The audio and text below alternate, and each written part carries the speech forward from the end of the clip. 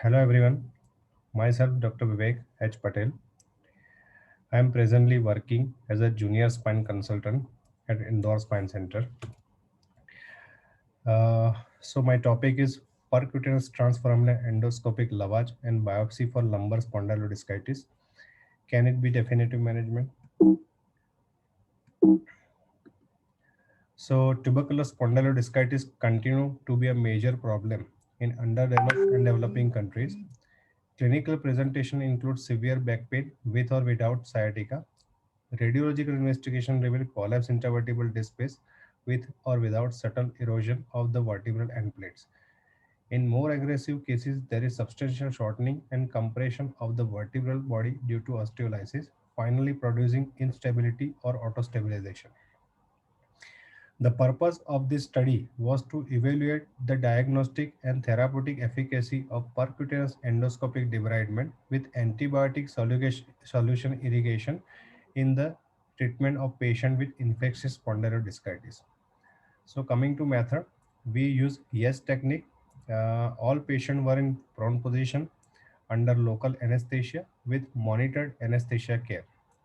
We use 30-degree endoscope for getting pus or infected tissue as biopsy and extensive debridement with antibiotic impregnated irrigation and visualized decompression of exiting and traversing nerve roots. Collected sample goes for gram stain, Zn stain, AFB, and aerobic culture and sensitivity, and histopathological examination. Prophylactic IV antibiotic for 3 days and AKT from post-op day 1. Complete bed rest for 3 weeks. IV antibiotics extended if aerobic culture comes positive. Ambulation with corset after 3 to 4 weeks. Follow up with clinical and lab investigation every 2 months, with radiological investigation every 4 months. Medical line of management as per chief physician and dot center for minimal 12-month duration. Broad spectrum antibiotic were administered to the remaining 8 patients with negative biopsy culture results after PELD, and they recovered uneventfully between 4 weeks to 6 months duration. So in this slide, we can see the entry point marking by yes technique. In subsequent image, we can see needle and dilator placement and endoscopic decompression and debridement of the lateral canal under IITV guidance. In the next image of endoscopic view, we can see pus and infected granulation tissue. We removed it with the help of grasper and collected in a sterile container for biopsy and further investigation. At the end point of our surgery is a decompressed nerve root. You can see both exiting and traversing nerve root are decompressed thoroughly.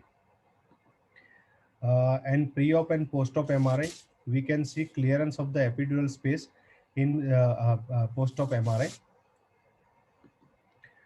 So result, total 22 patients were taken in this study from June 2015 to June 2019. Causative organism found in 14 out of 22 patients, in which 7 were from Mycobacterium tuberculosis and 7 of pyogenic organism.